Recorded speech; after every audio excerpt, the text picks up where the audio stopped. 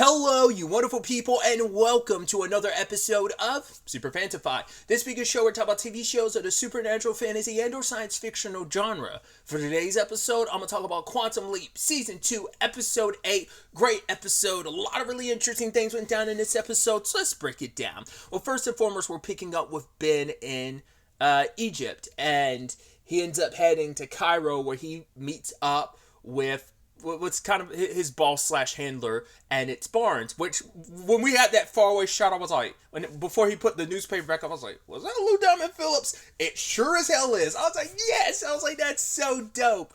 So it turns out that the person Ben leaped into is a CIA analyst who's being brought into the field.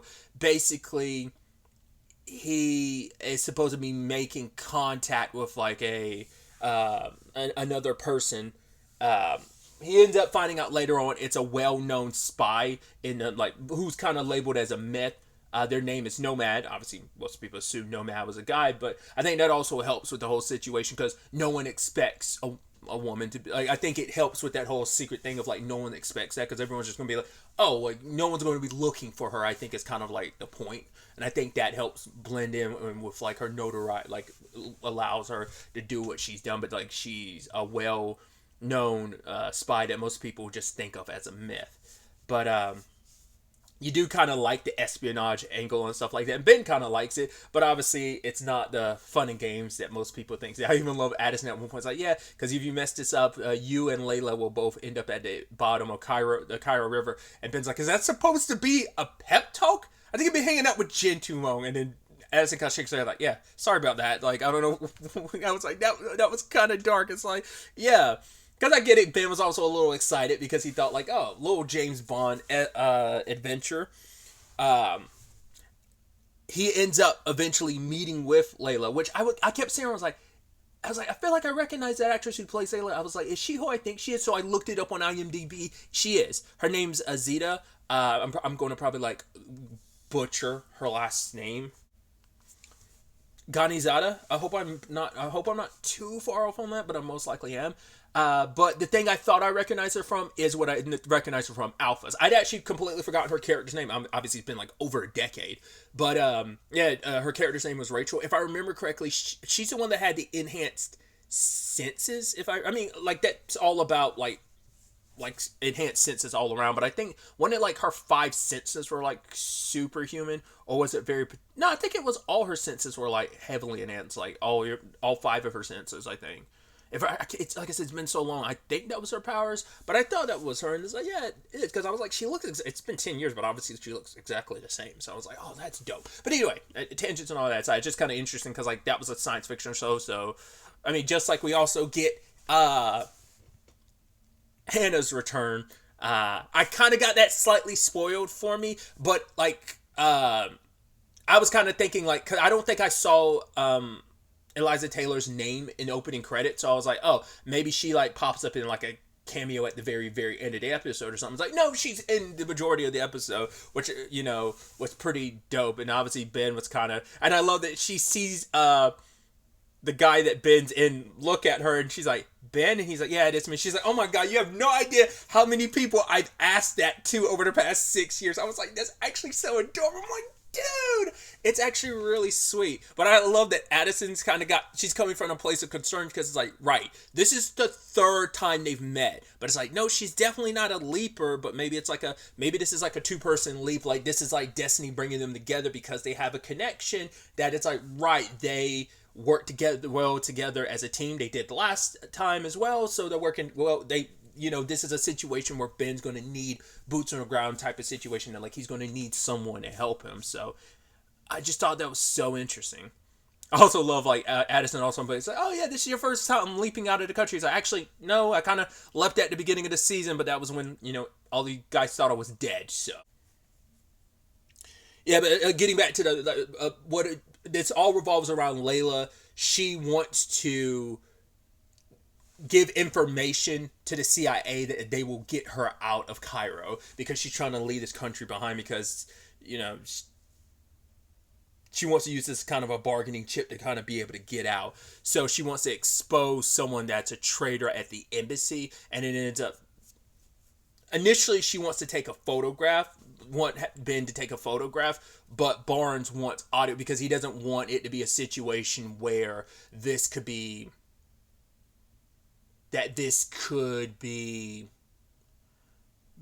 disputed later on with just a photograph. You want like evidence, like auditory evidence to be like, yep, this is hardcore proof. So Ben has to try and plant a bug, but ends up planting it in the wrong place. But luckily he has Hannah's help with the whole thing, which I love her coming in there being like, oh, you sold me the wrong thing, and putting on this southern accent and everything. I was like, I love it. She was like, because she even said like, enjoy the show. So I'm like, what is she gonna do?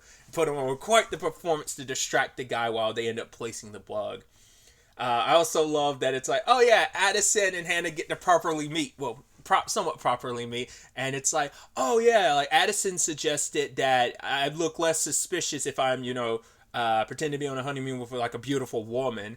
And I love Addison be like, did I say beautiful? And Hannah's like, oh, she said I'm beautiful? Oh, it's like, he's like, let's go. I was like, oh, that's super. I was like, that's such an adorable scene. It's kind of an awkward scene because it's like you're talking about your ex-fiance in the capacity of like, that's where I'm like, yeah, we haven't really talked about it. Like, Ian kind of brought it up, I believe, last episode. Definitely last episode, but it's still the thing of, we hadn't really heard Addison's perspective on the whole Hannah situation, so, but like them together again, it's like, oh, you guys are so adorable. And obviously Addison starts kind of having this perspective on why she thinks they were brought together for a reason, and that reason being, it's because they're in love. That's what because maybe it's the universe's way to kind of keep Ben going, that, because it is such an isolating experience of, yes, he has the entire Quantum Leap team, but he can't really touch them. He can't be with any of them, and that's kind of, obviously this whole situation has led to, obviously, things between him and Addison be where they are, and it's like, right, this is our first leap together fully as friends, and are figuring things out as our new dynamic, because it's like, oh yeah, this is Addison, my long pause, only tied to my life in present day, so.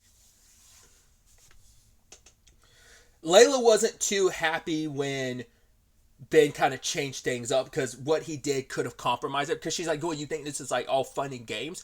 Because she's like, I took a lot of risks to do what I'm doing. The fact of the matter is, I think she, like, because her father was in a high enough position, and she decided she wanted to kind of steal some of that information and put it out there, because she believed that she wanted to take what the opportunity, like what information she could access, she wants to be able to use that to help people, and obviously like her life is on the line and stuff, and obviously it is spycraft, as Addison puts it, where it's like you betray people, you lie to people for a living, so it's hard to kind of trust anyone. But it was actually Hannah that made Layla go like, right, the fact of the matter is, he is someone that you can trust. He might be green around the gills as a spy, but he is the best person I know. He saved my life, and all he wants to do is do the right thing. He wants to do good. And I was like, oh, that's awesome. But like, this was supposed to be a situation where they're able to get Layla out, but the problem is Barnes ends up pulling the trigger too quickly, and because of that, Layla gets, her cover gets blown, but so does Ben's. But Ben ends up confronting Barnes about it. For him, it's like, I couldn't take the chance that Palmer might skip town or whatever, or disappear, so I needed to pull the trigger. I was hoping it wouldn't blow back on Layla, but it did. But it's not, it's just kind of, it's almost like a collateral damage situation. She was caught by, because it's like they're dealing with like East German, people, and it's like they caught her, so she's most likely, not even most likely, she is dead, which even Ziggy was like, oh yeah, she is. And for Ben, it's like, this is the first time like he's outwardly like failed one, and it's like, right, his mission was specifically to help Layla, so it's like, if she's dead now, and he calls Barnes out for being a coward, because Barnes like, right, you'll look back on like how significant this was, because we plugged this leak here, and so what this can mean for the CIA's operations in an area. But it's like, you're a coward. You're not out there in the field putting your life in danger like someone like Layla. Like, how long have you been behind the desk so long that you become a coward, that you like don't look at the great loss of losing someone like Layla was? And now Ben has to kind of reconcile with the fact is he might be stuck here in, was it 1961? But there's the bright side of like, even later on the team is like, so well, Ben might be stuck, but we can still at least keep working to figure out a way to get him home when it was stopped. But Addison thinks maybe he's here for a reason. Maybe this is what was supposed to happen. Maybe Ben, because it ends up being this beautiful conversation he has with Hannah that kind of ties into all of that, where Hannah talks about, right, you had your home and now you're traveling around helping people, kind of like that you're a nomad, but she's like, maybe that's what my role is supposed to be. Maybe I'm supposed to be your home. And obviously for Ben, it's like, because of all those reasons, I can't. And she's like, that just makes me love you more. Because I think he's afraid to get too attached. Because it's also like, right, we have no idea when or where will be the next time we meet, if possible. So, I mean, it's like, right, we've met 3 times in this crazy thing called life and time. And so who's to say if that will ever happen again too? Can hope. It seems like it's meant to be. But that ends up being Addison's point of like, right, now Ben he's not alone. He has someone. So maybe 1961 ends up being his new home. It is that thing of maybe, I mean, we could still contact Ben through the quantum leap and we can try and get him home. But it's also like, they were all hoping on like, bringing him back to their actual home, being together again, but it's like, do we kind of let that go and just let Ben stay in 1961? Because Addison had this conversation with Magic because it ties into her relationship with Tom, because she ended up finding a ring and she's assuming Tom was going to propose. And I'm like, yeah, but there's always the sad aspect of that might not be a new ring. That might be the ring his wife had after she died. Like maybe he's kind of kept it, and maybe Addison mistook it for a ring he was giving her, thinking like he's going to propose. And so it's just like, things are kind of complicated and awkward. And for her, it's like, I love Ben, I always will, and I want to be happy for him. And she's like, I am happy. It's just, I just feel kind of awkward about it. But Magic's whole conversation with her was about, you can't live your life on pause. The fact of the matter is, waiting around for a future that you don't know if will actually be, you kind of have to live in the present. And I think that could also be indicative of things between Hannah and Ben. Because the sad thing is, like, there probably is aspects of Hannah putting her life on pause and not living her life the way she could. It's probably, I think, I was going to talk about this more at the end, but I'm already here, so I'll talk about it here. But I get the sad feeling. I might even made this comparison last episode. I talked about, I think I did, or not last episode, but in episode 6 maybe, I made this comparison of like that, the Doctor and River Song, or even Henry and Claire, the whole kind of beauty and tragedy of their love stories respectively, with the whole time travel element. I think I made comparisons in the previous episode, in episode 6, about that. Maybe I'm making those comparisons for the first time now. But the tragedy of those relationships are, they're so out of sync, time, like in both relationships. I'm almost want, because so far Ben's fortunately been in a situation where him and Hannah are meeting in chronological order. He's meeting her years after the fact, so it's not discombobulated like the Doctor and River Song, or Henry and Claire. But doesn't mean that won't happen at some point. He might meet her out of order, interestingly enough. Which is going to be awkward, because he'll probably be... I'm curious to see if they end up going down that route at all, because it might be like, no, we're only going to go forward with that.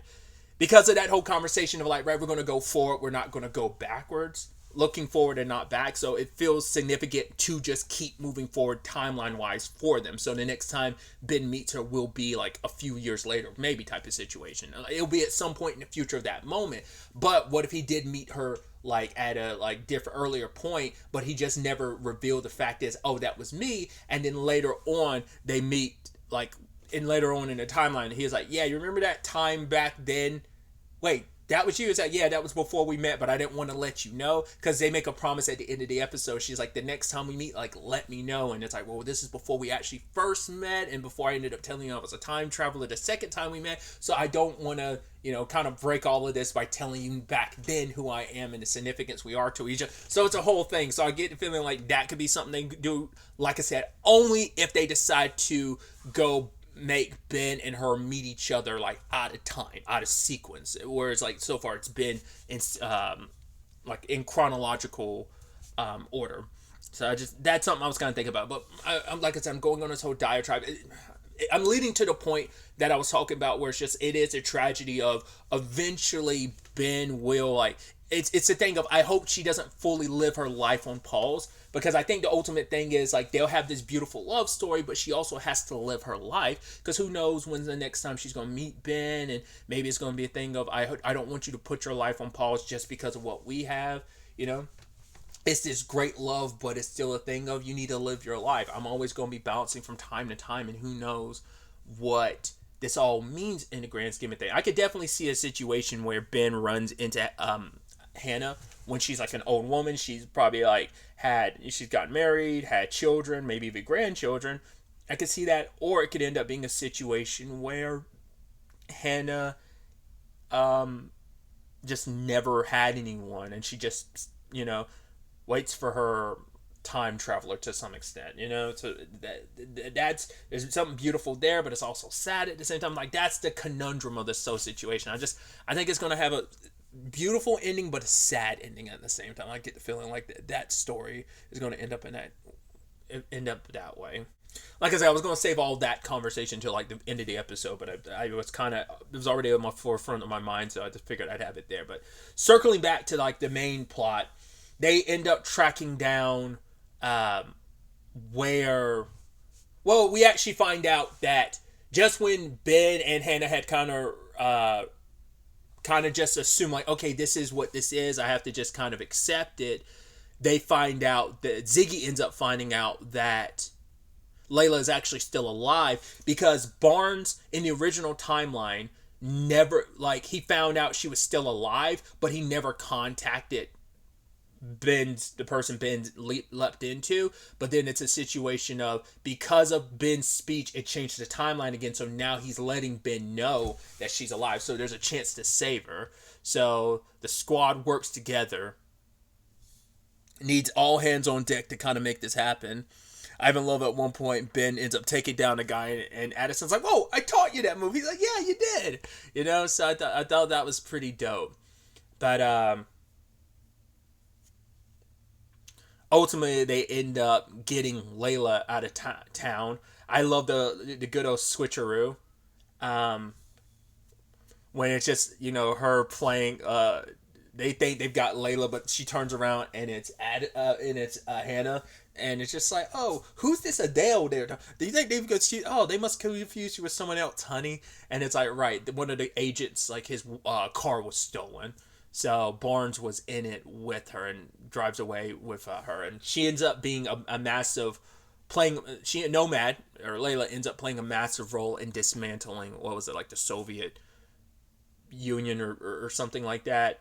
Like, she plays a like significant role in history and kind of dismantling stuff. So, and she finally gets to leave, because there was that whole conversation about why she decided to do what she did, why she chose this life. And for her, it's like she saw what her future was going to be, and she decided she wanted to kind of take it in a new direction. So it parallels everything that Addison's feeling and going through, and so is Ben. So it's kind of this beautiful ending all around for Hannah and Ben. And so at the very end of the episode, obviously Ben leaps. But back to present day, Addison kind of wanting to finally take those steps forward, instead of living in the past, kind of move forward, live in the present, instead of waiting for a future you don't know what's going to happen. So she's going to be open to it, and she's like, oh, she's thinking that Tom is going to propose to her, but instead he brings her a file about some kind of remnant data that might be significant in bringing Ben back. So that's definitely going to be interesting to see where all that takes us. When it's all said and done, the show's going to be taking a little bit of a break. I kind of was like, all right, kind of makes sense considering time frames. Around the holiday season is when a lot of television kind of shuts down for a few weeks or so. This is where a lot of stuff goes on break.